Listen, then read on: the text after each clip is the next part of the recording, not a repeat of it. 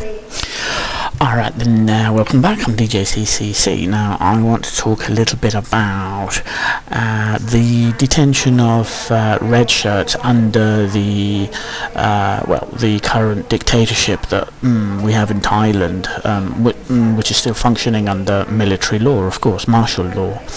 And well, there's been several reports of people being tortured, dissidents and red shirts. Kritsuda is one good example, but lately there have been reports of another prominent red shirt who's been detained, Daeng Shinjang.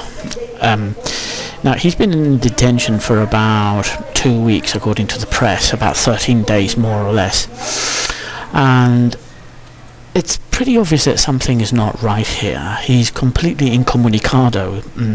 There's no contact with him. The police refuse to say where he is. His whereabouts are completely unknown.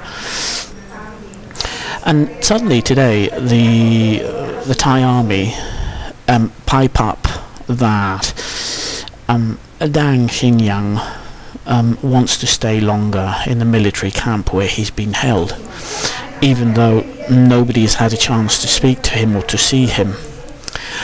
Just as in the case of Kritsuda, there's something that is not right here. The word on the net, the word in the internet, is that the real reason why Daeng Shinjang is being kept in a secret location is that he has been tortured too.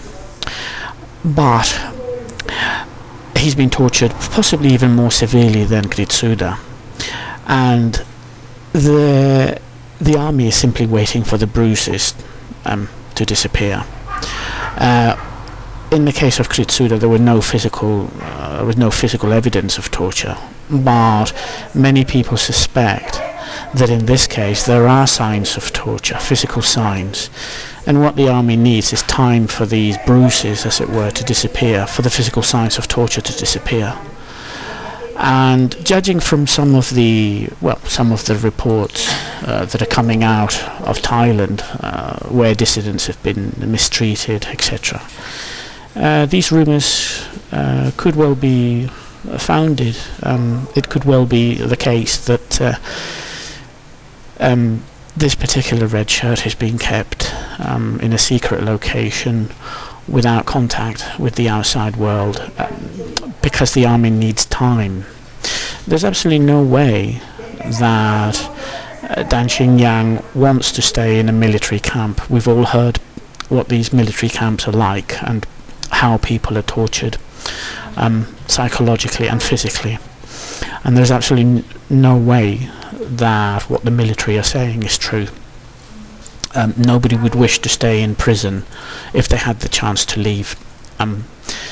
This man is being kept in prison against his will, and it's very likely that the rumours about the signs of torture are quite possibly true. Quite simply, the army needs time for the bruises to disappear, and once he's been healed physically, he will probably be released, smiling and happy before the cameras, saying how he misses his army torturers and how happy he was in prison. The same routine as we saw in the case of Kritsuda.